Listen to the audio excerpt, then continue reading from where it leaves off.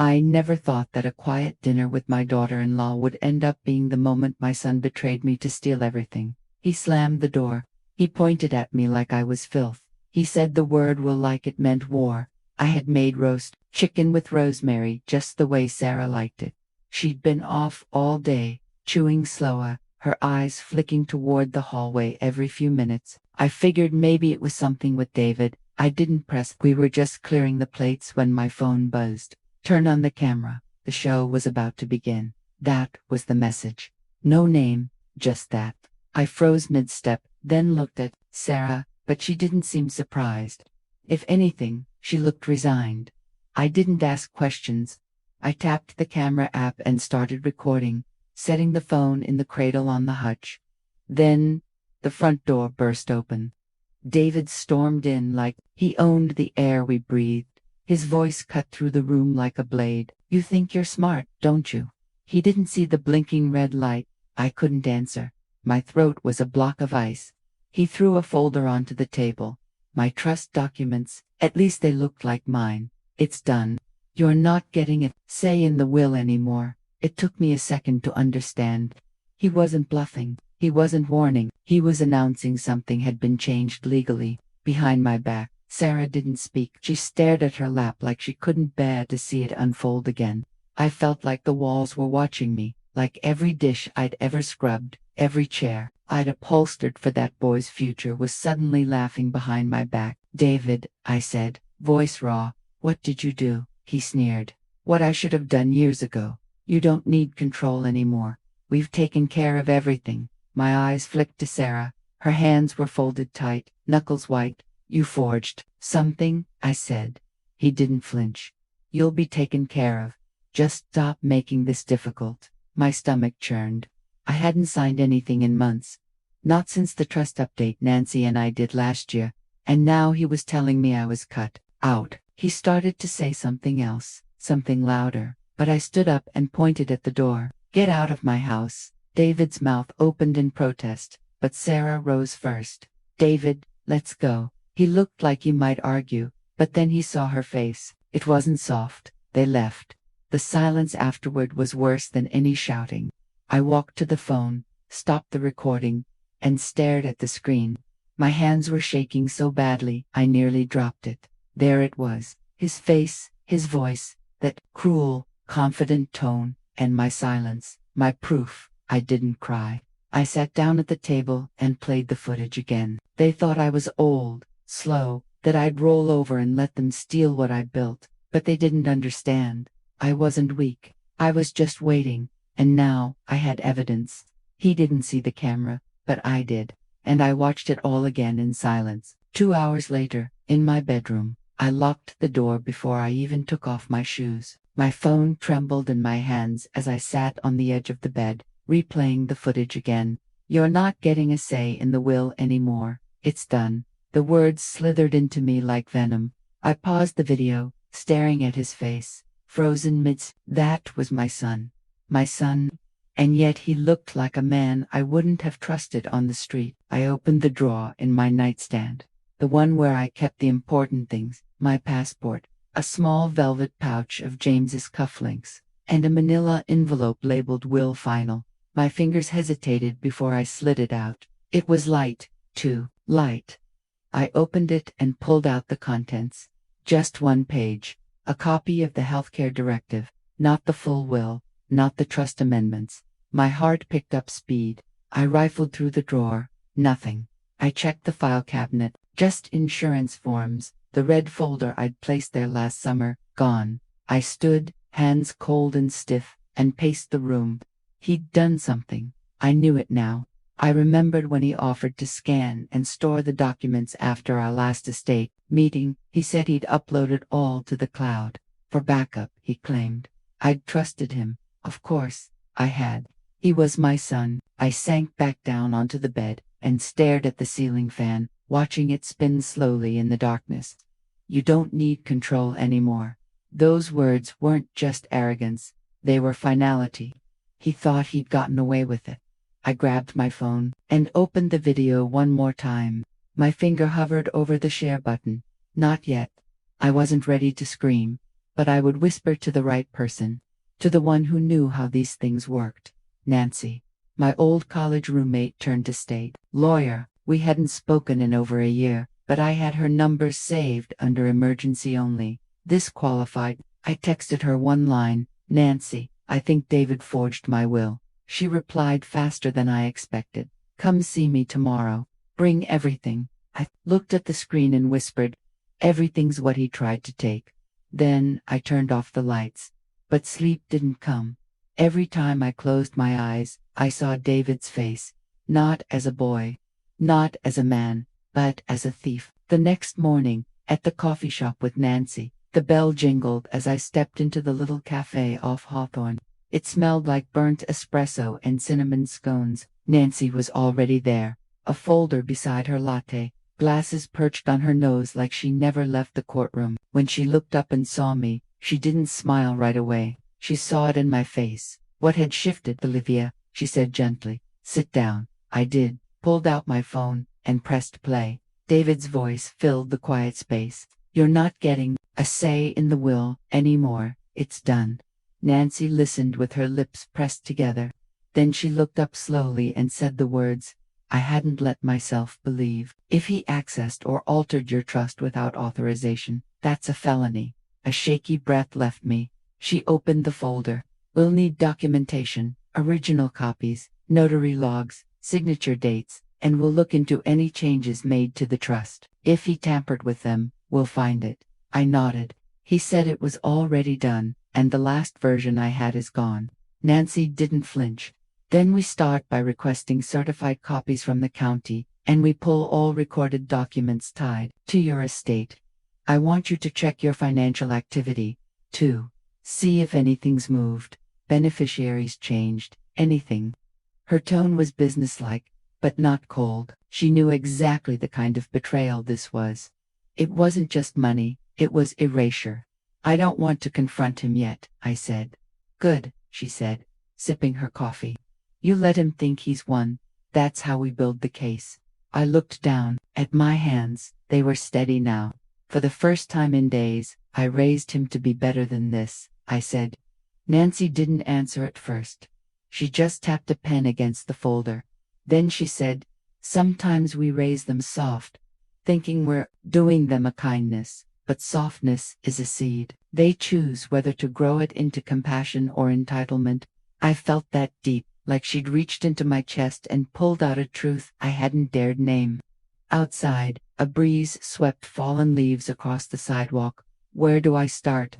I asked. She handed me a yellow pad and began listing steps. Public records, notary logs, asset titles, medical authorizations, trust signatures, all of it. You're not alone in this, she added. I swallowed hard. It feels like I am. She put her hand over mine. You're not. It was the smallest gesture, but it landed like a lifeline.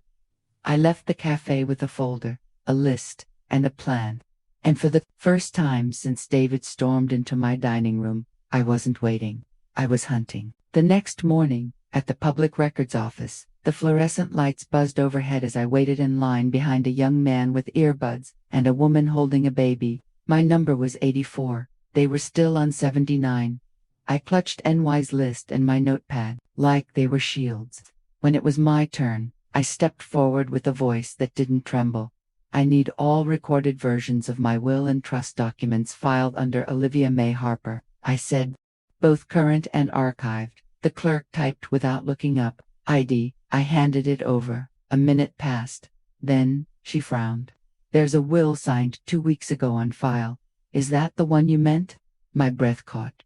No, I haven't signed anything since last year. She clicked a few more times, then stood up and returned with a stack of papers. I sat at the corner table and opened the file slowly, my fingers cold, despite the summer heat.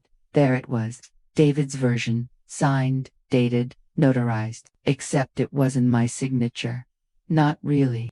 My name was there, sure, but the curves were wrong. The loop on the H was too tight. The R looked printed instead of flowing. And worst of all, I had never even heard of the notary listed. I stared at the seal, that little circle of pretend authority. I whispered the name aloud, testing it, El Marcato. It meant nothing to me. My stomach churned. There it was, the evidence. A will I didn't sign, rubber stamped by a stranger, and dated 2 weeks ago, right when David told me it's done. He hadn't he'd forged it. I took photos of every page, then paid for certified copies. As I left the office, the heat outside didn't feel oppressive anymore. It felt clean, clarifying. I could feel the plan clicking into place, one foul little puzzle piece at a time. At home, I laid both versions on the dining room table, my original and his counterfeit.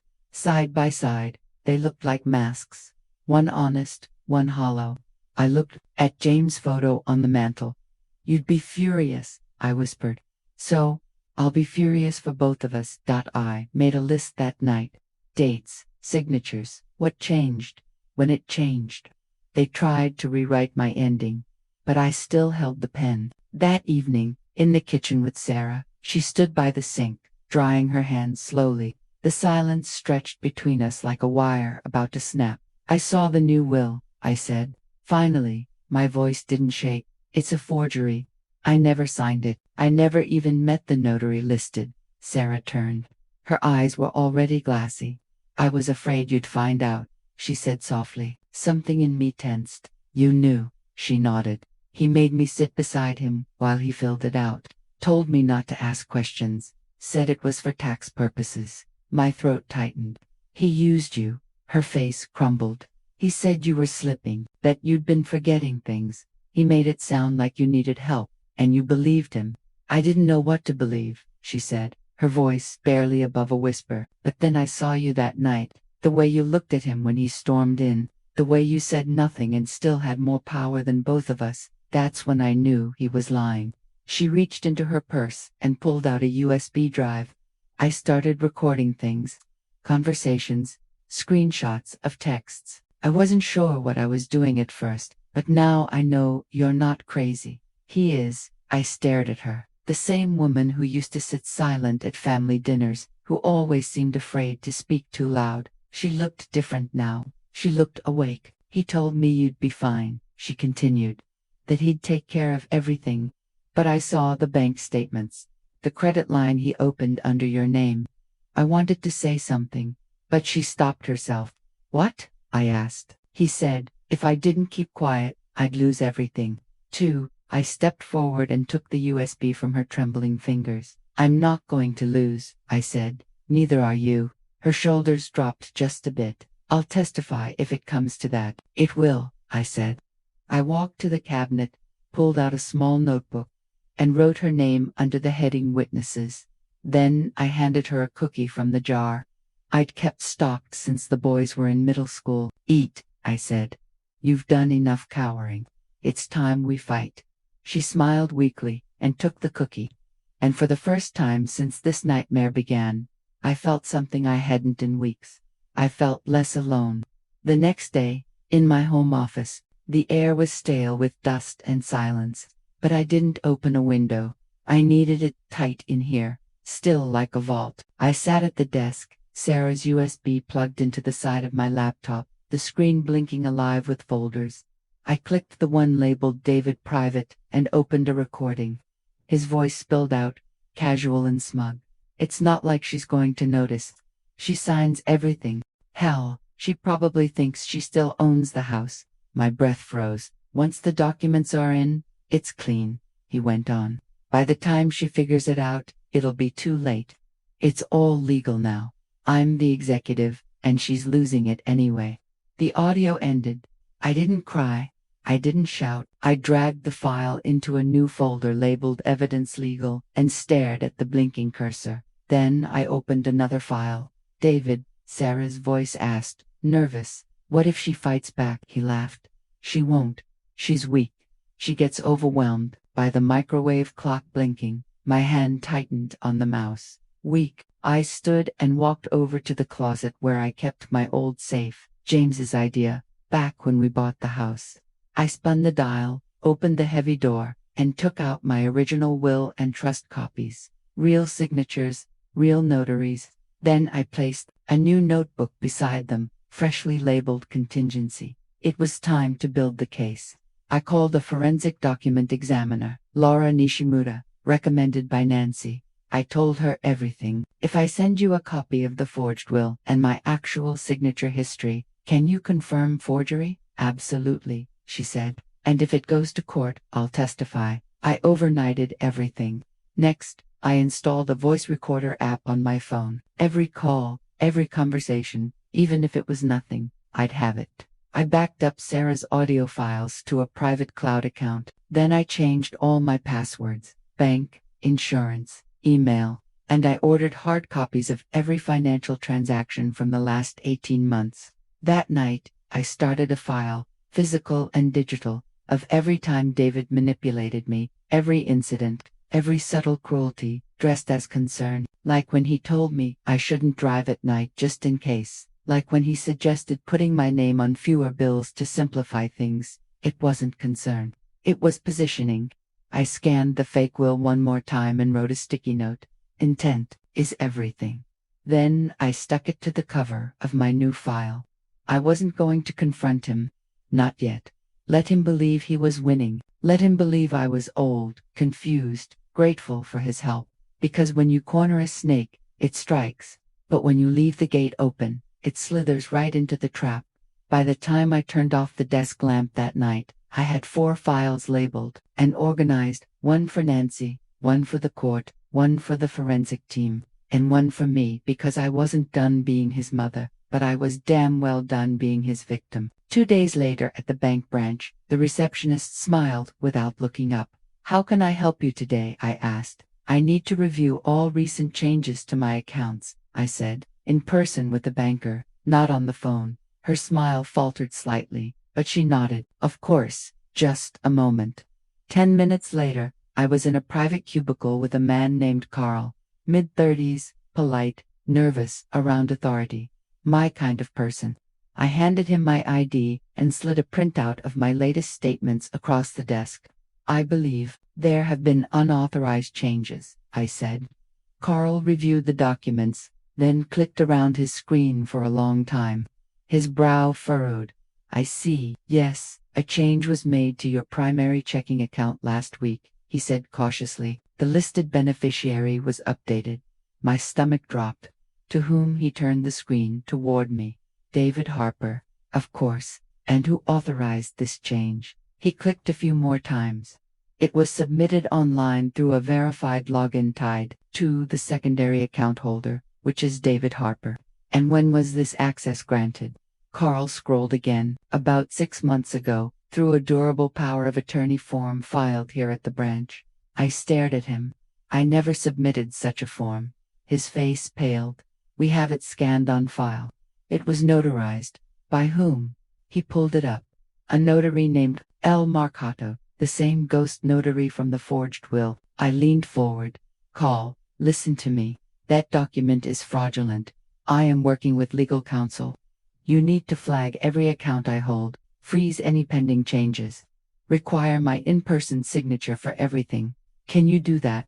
Carl straightened. Yes, ma'am. I'll escalate this immediately. We'll also start an internal fraud report. I nodded. And I want printed copies of every document tied to this account for the past year. Every signature, every login, every IP address. He didn't argue, just started printing. I sat there watching the slow churn of the printer and realized my hands weren't shaking. My voice hadn't cracked once. He'd changed the beneficiary. He was setting the table for the moment I wasn't around anymore. Maybe not soon. Maybe not even intentionally at first. But now that the idea had taken root, he decided to move faster. He didn't want to wait for inheritance. He wanted control now. When I left the bank, I didn't cry. I didn't call Nancy. I went home and pulled out the blue folder I'd labeled assumptions. On the first page, I added a new line. David believes he has legal access to all funds. David believes I won't notice. David believes I'm too late. Then I drew a line under it.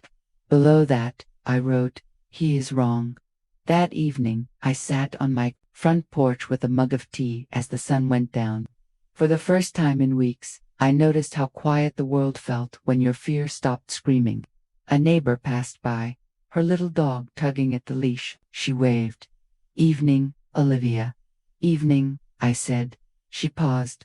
You look different, lighter. I smiled a little. I'm just catching my breath. She nodded. Sometimes we forget how much we've been holding. I watched her walk away, the dog barking at shadows, and I thought she was right. But I wasn't holding my breath anymore. I was loading the next chamber. 2 evenings later at the church community center. The folding chairs still squeaked like they had in the 80s back when James and I brought David to Sunday school with crayon stains on his hands and untied shoes. Back when I believed family meant something permanent, I came for the potluck. Or at least that's what I told myself. Truth was, I needed to be around women who still knew how to listen. I brought a tuna casserole and a bag of store-bought rolls. I wasn't there to impress. I was there to observe. By the time the paper plates were full and the iced tea had started to sweat, I found myself at a table with 2 other widows. Joanne, who always wore pearls, even with a sweatshirt, and Clara, who ran the prayer chain like a general. Clara looked at me with narrowed eyes. You all right, Olivia? You've been quiet. I shrugged. My son made some financial choices on my behalf, without my permission. Joanne put down her fork. Let me guess. Just trying to help.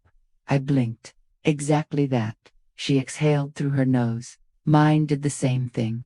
Said I needed to streamline. He moved half my savings into an annuity with his name as manager. I didn't even know until I saw the withdrawal.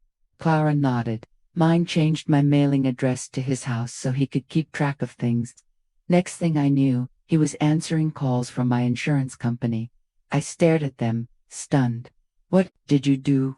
Joanne's mouth curved into something between a smirk and a wound. I took it back quietly, legally, expensively.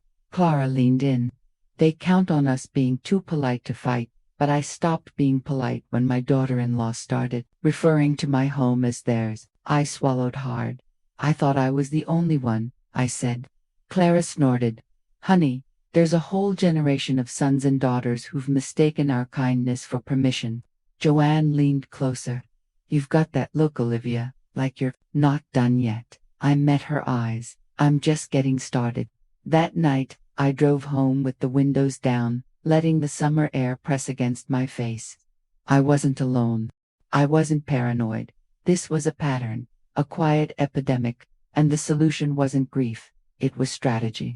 Back in my office, I updated my notebook under a new heading, Shared Experiences. I wrote down what Joanne and Clara had said, not for comfort, but for leverage. If this ever reached court, I'd show them it wasn't just a forgery. It was elder abuse, a tactic, a trend.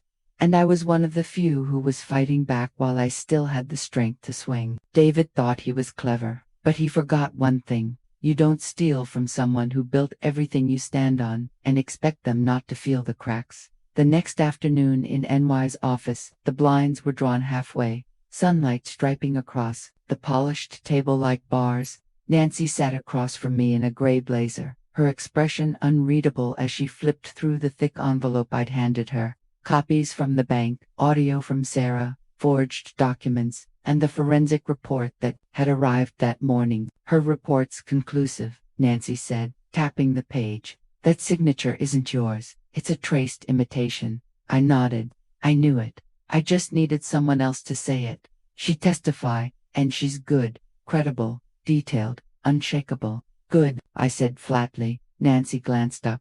How do you want to proceed? I didn't answer right away. I looked past her out the narrow window. A bird landed on the sill and flew off again before I spoke. I want an injunction, I said. Freeze the accounts. Block any access. I want him boxed in before he even realizes I'm playing. Nancy nodded slowly. It'll need to be ex parte. He can't see it coming. Perfect, I said.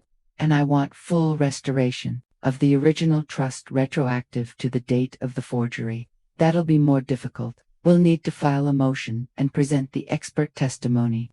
If the judge agrees, we'll have standing to invalidate everything he's touched. And if he tries to retaliate, NY's smile was thin. That's what the evidence file is for, and the recordings. I'll serve him personally. It'll be clean, formal, and humiliating. My heart didn't race. My hands didn't shake. I just sat there feeling the power return to my spine.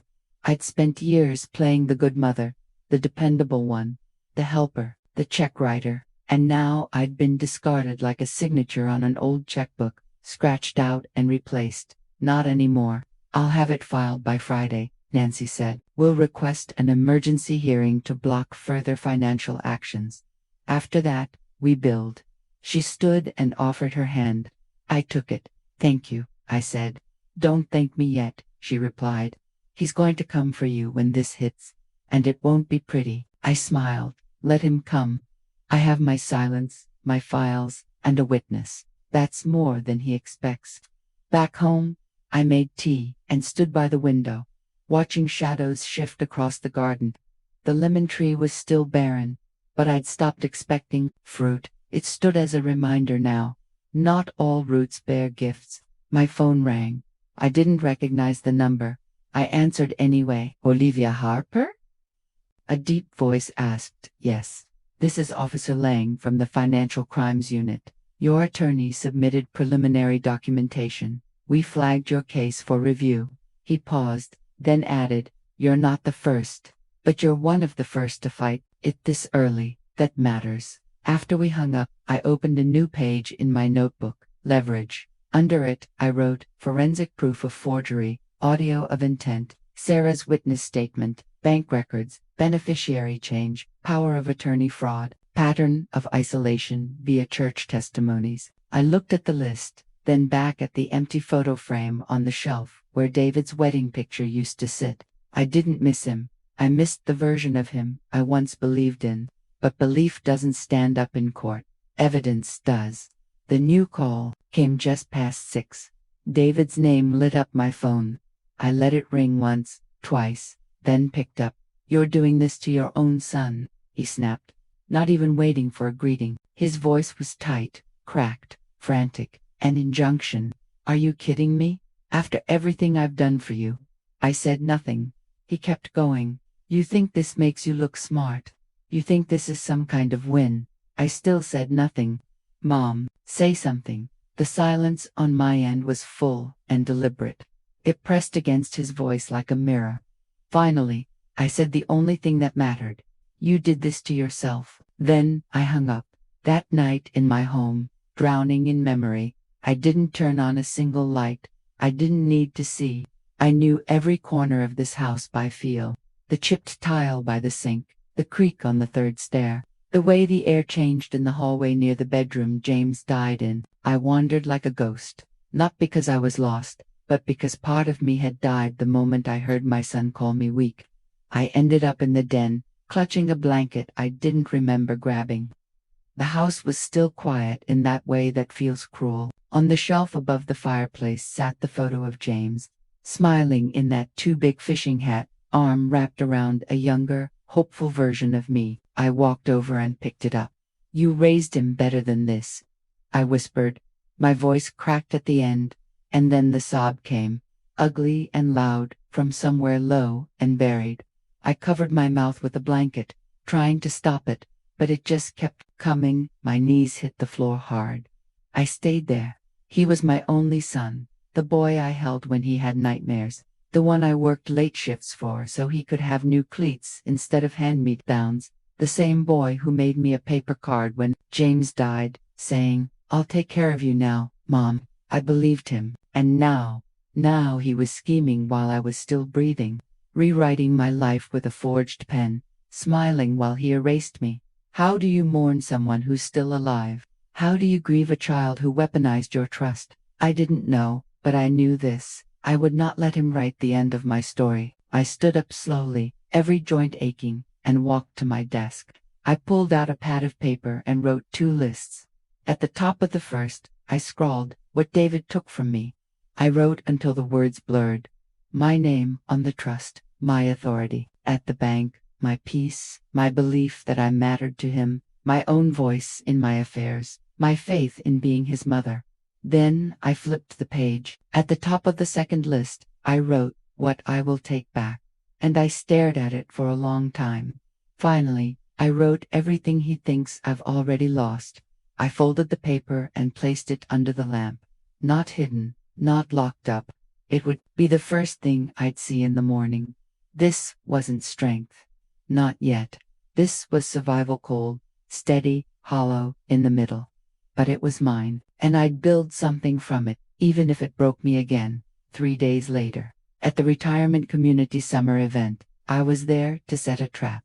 David believed I was isolated. What he didn't know was that I'd spent 30 years building quiet alliances. I'd buried friends, comforted widows, lent casseroles and cash, taught knitting and legal basics to half the women in that room. I wasn't alone, and I wasn't just an old woman with a broken heart. I was the one who remembered everything. Across the room sat Harold and Grace, retired judges from the county circuit, and beside them, Carla, a former court clerk I'd once helped during her divorce. She waved me over. "Olivia," she said, "you've been a ghost lately." I gave a tired smile. Life got loud. "I need your help." Her brows rose. "Tell me." Within 15 minutes, we sat in a borrowed office down the hall, a bowl of mints between us. I opened my file folder and laid everything out. The forged will, the power of attorney, the signature analysis, the recorded audio of David mocking my awareness. Grace put on her glasses. "That's a felony." "I know," I said. Carla listened to one of the clips and covered her mouth. "He really thought you'd never figure it out. He thought silence meant ignorance," I said. "It didn't. It meant planning." Harold took out a small notebook and wrote down a date. "I'll call in a favor. We can get a hearing scheduled quietly. 2 weeks from Monday." 2 weeks, I asked. "Just enough time to let him walk straight into it," he said. "We'll list it under emergency financial protective relief. No press, no early leaks." Grace looked me in the eye. "Are you ready to see him in court?" My hands were cold, but my voice was clear. "I'm not afraid of his face anymore." I left the event with their signatures on affidavit and the hearing date in my purse. 3 days later, in my living room, I heard the knock before I saw him through the front window. David was standing on my porch with a half-fake smile and a cheap bottle of wine in his hand. His eyes scanned the lawn, the walkway, the driveway, like he was checking for signs of danger. I opened the door, cool as steel. "Mom," he said, syrupy and off-key, "thought I'd stop by. No lawyers, no drama, just us." I stepped aside. "Come in." He walked in like he still belonged there, like this was still his domain, still his chessboard. But everything had changed, and he was the only one who didn't know it. He settled into the armchair across from mine, glanced at the mantel where the old family photos had been replaced with blank frames, and smiled. "I've been thinking," he started. "Maybe we got off on the wrong foot with all this legal nonsense. You've always said family should talk things through." I said nothing, just nodded slowly. "I mean, the accounts, the will, it's just paper, right?" He laughed, waving it off. "We can fix it. Move on." I handed him a cup of tea. "You'll want to drink that." He looked down at the cup, suddenly unsure, but he took a sip anyway. Then he relaxed. Just a little. "Look, I may have rushed some decisions," he said, "but everything I did was for you, for us, to protect what you've built." That's when I leaned back in my chair and smiled. "Is that why you said I wouldn't notice? That I wouldn't be around forever?" The color drained from his face. His hands tightened around the cup. "You don't remember saying that?" I asked softly. "That was just frustration. You know how I get." "I do," I said, "which is why I made sure to keep the footage." His eyes flicked to the bookshelf. That's when he saw the blinking red light. He stood too fast, the cup clattering to the floor. "You're recording me. I have been since the day you stormed into this house and told me it was done, since the day you replaced my will with a forged one and gave my life to a notary I've never met." "You don't understand," he said, panic slipping through. "It's complicated. It was never meant to hurt you." "No," I said. "It was meant to erase me." I stood slowly and stepped between him and the door. "You didn't come here to reconcile," I said. "You came to beg because the court order hit you like a hammer, and you think you can talk your way out." "Mom," he said, voice thin and brittle, "this will ruin me." I stared at him. This man I had once carried through fevers and bullies and heartbreaks and felt nothing but clarity. You did that yourself. He took a step forward, desperation leaking from every movement. You don't have to go through with this. But I was already reaching for the small remote in my pocket. I clicked it, the recording stopped, but the damage was done. You should go, I said. He didn't argue, just left, shoulders hunched, head low. The moment the door closed, I picked up the fallen cup and set it in the sink. Then I walked to the bookshelf, removed the camera, and slid the memory card into my file box. 4 days later, in the courthouse hallway, the air was sharp with tension, the kind you don't speak of, but feel in your throat. The building was quiet, but humming underneath, heels tapping tile, soft murmurs behind glass, the distant call of someone's name echoing through corridors like a summons from fate itself. David was already there when I arrived. He stood near the courtroom door, wearing a navy suit that didn't fit quite right, and a smile that faltered the moment his eyes met mine. He looked smaller in person than he had over the phone, more nervous, like a boy caught with a match in his hand and a burning field behind him. Nancy walked beside me, calm, poised. She wore her reading glasses today, not because she needed them, but because they made her look even more merciless. He thinks this is a pretrial formality, she whispered. Let's make sure it isn't. The judge's assistant stepped out. Counselors, we'll take you in shortly. Please be prepared to present any preliminary exhibits. Nancy nodded and turned to David. We'll begin with your mother's audio recordings. He blinked. What recordings? Nancy reached into her case and handed over the transcript with a neat, clipped motion. Here's what the judge will hear. David's eyes scanned the first lines. I watched the blood drain from his face like someone had turned off a faucet inside him. It's all legal now. You won't be around forever anyway. He read aloud, barely above a whisper. This is taken out of context. Then the video will clarify, Nancy said, not unkindly. David turned to me. You're really doing this? I didn't blink. I already did. He opened his mouth to speak again, but the courtroom doors creaked open. We walked inside. The judge sat with an expression honed by decades of reading lies before they were spoken. He gestured for Nancy to begin, did with a calm so deliberate it felt surgical. Your Honor, she said, we present verified audio and video evidence of the defendant admitting intent to override and manipulate the plaintiff's estate planning without her consent. We also submit forensic testimony confirming document forgery, as well as corroboration from a direct witness, Sarah Harper. At that name, David's head snapped up. She turned on me, he hissed, barely audible. I didn't look at him. The judge motioned for the court technician to play the recording. There it was, his voice, clear and casual. It's all legal now. You won't be around forever anyway. Then silence. The courtroom didn't gasp. It didn't need to. The weight of that sentence settled like fog. Nancy waited a beat, then added, we ask that all documents executed under the fraudulent signature be struck from record and that Mr. Harper's access to any financial instruments tied to Miss Harper be formally revoked. The judge turned to David. Mr. Harper, do you dispute the validity of this evidence? David sputtered. It's a misunderstanding. It was a private conversation. Fraud, the judge said, isn't private, especially when you forge a trust. His voice hardened. This court recognizes intent to defraud, supported by evidence. We will proceed to a full hearing on the charges of document forgery, financial elder abuse, and coercion.